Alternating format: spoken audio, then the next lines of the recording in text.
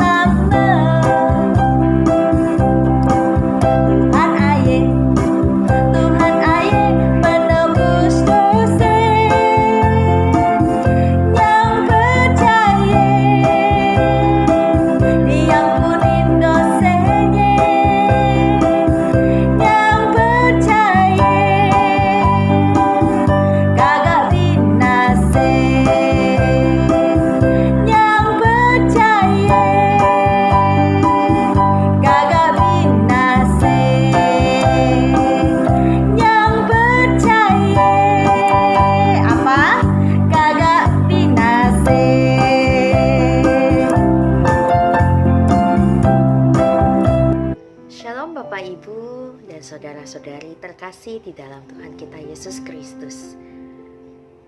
Perkenalkan, nama saya Lita, saya berasal dari kota Pontianak. Pada kesempatan ini, izinkan saya untuk menceritakan sedikit dari banyak kebaikan Tuhan yang boleh saya dan keluarga saya alami.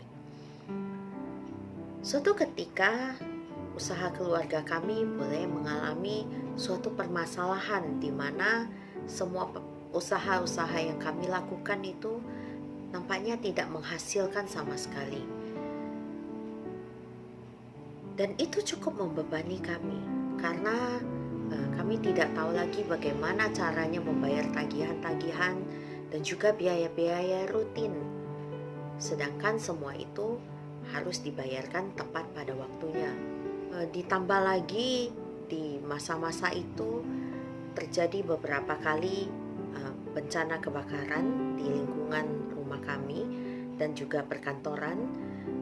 Walaupun itu tidak membakar bangunan kami, tetapi cukup memberikan kerusakan yang signifikan sehingga membutuhkan biaya yang cukup besar untuk memperbaikinya. Dan juga ada suatu ketika papa kami boleh mengalami sakit, dan itu juga membutuhkan biaya yang cukup besar. Saat itu saya juga baru belajar untuk melayani. Saya juga boleh belajar dari para senior-senior yang dipakai Tuhan secara luar biasa, di mana mereka boleh mengalami kejadian-kejadian yang begitu dahsyat, yang jauh lebih dahsyat dibandingkan dengan keadaan kami saat itu. Dan mereka boleh dipulihkan dengan juga begitu luar biasanya, sehingga saya boleh dikuatkan. Dan saya juga boleh belajar bahwa untuk menjadi pengikut Kristus, saya harus memikul salib. Dan saya bertanya kepada Tuhan, Tuhan, apakah ini merupakan titik terendah di dalam kehidupan kami? Apakah ini menjadi salib yang terberat yang harus kami pikul? Namun lagi-lagi saya boleh dikuatkan lagi ketika Tuhan Yesus berkata, "Pikulah kuk yang kupasang dan belajarlah padaku, karena aku ini lemah lembut dan rendah hati, dan jiwamu akan mendapat ketenangan." Dan sungguh benar bahwa kami mendapat ketenangan di dalam keluarga kami. Ada damai sukacita di dalam keluarga kami. Tidak ada percecokan, tidak ada pertengkaran, tidak ada muka yang berduka cita dengan sukacita. Melalui hari-hari seperti biasa tanpa ada perubahan, kecuali dalam hal pengeluaran mungkin lebih hemat dan mengurangi hal-hal yang tidak perlu.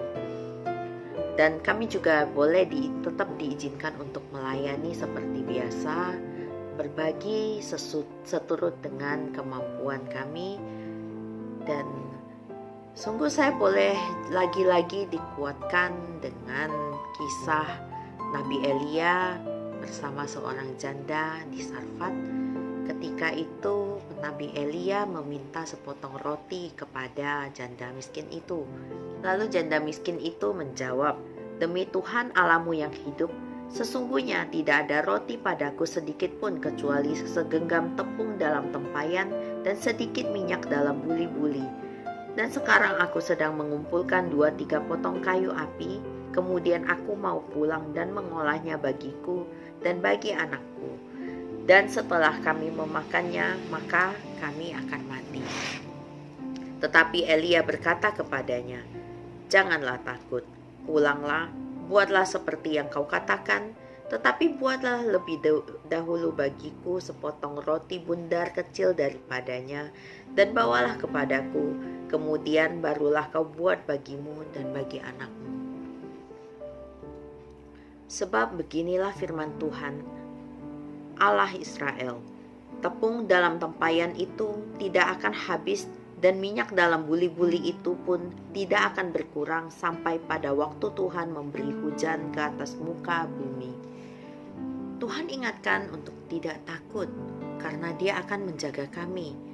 Kami lakukan apa yang perlu kami lakukan, bagian kami bersyukur, melayaninya, dan bahkan mensyukuri sampai hal yang terkecil sekalipun. Nafas kehidupan kami setiap pagi, bangun dalam keadaan yang sehat, keluarga yang masih lengkap, dan segala kebutuhan kami boleh terpenuhi. Sungguh tidak dapat dipikirkan dengan nalar dan secara manusiawi bagaimana semua ini boleh terjadi, bahwa Tuhan menyediakan segala sesuatunya dengan sangat baik sekali di dalam kehidupan kami. Mengirimkan orang-orang yang peduli, yang mengasihi kami, yang percaya begitu saja kepada kami dengan memberikan bantuan-bantuan yang tidak dapat kami pikirkan dengan tidak terduga, sehingga kami bisa menggunakan semua bantuan-bantuan itu untuk membangun sarana dan prasarana untuk mendukung usaha kami, sehingga produksi bisa berjalan kembali, dan juga pelan-pelan segala sesuatunya boleh berjalan dengan normal, dan juga kewajiban-kewajiban boleh kami penuhi dengan bertahap, dengan sedikit demi sedikit. Dan sungguh kami boleh sangat-sangat bersyukur bahwa Tuhan tidak pernah terlambat untuk menolong dan mengangkat anak-anaknya yang percaya dan berpegang teguh kepada janjinya. Demikian yang boleh saya bagikan untuk kita semua, kiranya boleh menjadi berkat dan kekuatan bagi kita semua. Tuhan Yesus memberkati. Amin. Shalom Bapak Ibu dan saudara-saudari yang terkasih dalam Tuhan kita Yesus Kristus. Apa kabar semuanya? Anda masih tetap sehat? Masih tetap semangat? Masih tetap luar biasa dan dahsyat? Amin. Itu semua karena kasih karunia Tuhan yang begitu besar kepada kita. Dan tadi kita sudah mendengarkan kesaksian dari saudari Lita. Bapak Ibu dan saudara yang terkasih, kalau kita mendengarkan kesaksian tadi dan kita mencermati satu persatu, tampak jelas bahwa Allah kita adalah Allah yang setia. Amin. Allah kita begitu setia mendampingi, menyertai, bahkan turut bekerja di dalam segala sesuatu untuk mendatangkan kebaikan bagi saudari kita yang terkasih ini. Tampak nyata bahwa Allah itu menyertai, bahwa Allah tidak pernah meninggalkan anak-anak kesayangannya, bahkan tidak akan membiarkan sampai jatuh tergeletak. Mengapa ini semua bisa terjadi? Ini semua karena kasih-Nya itu benar-benar tanpa syarat dan kuasa-Nya itu benar-benar tak terbatas. Sebagaimana yang Yesus janjikan dan katakan pada para rasul menjelang hari-hari kematian dan wafatnya ketika itu, Yesus mengatakan di dalam Yohanes 14, Ia sampaikan kepada para rasul bahwa sesungguhnya Aku tidak akan pernah meninggalkan kamu sebagai yatim piatu. Aku akan pergi kepada Bapa dan menyiapkan tempat bagimu di sana. Dan jika tempat itu sudah siap, aku akan datang kembali kepadamu dan menjemputmu untuk membawa ke tempat di mana Bapa telah menantimu. Pada kesempatan yang lain, Yesus pun mengatakan, Aku tidak akan meninggalkan kamu sebagai yatim piatu. Ia tegaskan sekali lagi. Tetapi Aku akan mengirimkan seorang penolong yang lain, yaitu Roh Kudus. Dan sesungguhnya hari-hari kehidupan kita ini sebenarnya tidak pernah lepas dari bimbingan Roh Kudus dan penyertaannya. Maka mari Bapak Ibu dan saudara-saudari yang terkasih, pada hari-hari di novena Pentakosta tahun 2020 ini, mari kita tetap semangat untuk membuka hati kita, untuk merindukan Roh Kudus itu agar boleh tercurah kembali atas kita di hari raya Pentakosta nanti. Sebenarnya Roh Kudus itu sudah ada di dalam kita. Sejak kita dibaptis, Roh Kudus itu sudah dikaruniakan dan tinggal di dalam kita. Namun mungkin karena kesibukan sehari-hari, karena penatnya segala macam urusan, bahkan pergumulan dan pencobaan, serta masalah-masalah yang menumpuk dalam hidup kita, seringkali mungkin kita lupa dan tidak menyadari bahwa Roh Kudus itu ada di dalam kita, ada di dalam hidup kita. Maka dengan pencurahan Roh Kudus, dengan Pentakosta yang baru, kita rindu agar Roh Kudus itu boleh berkarya dengan kuasanya.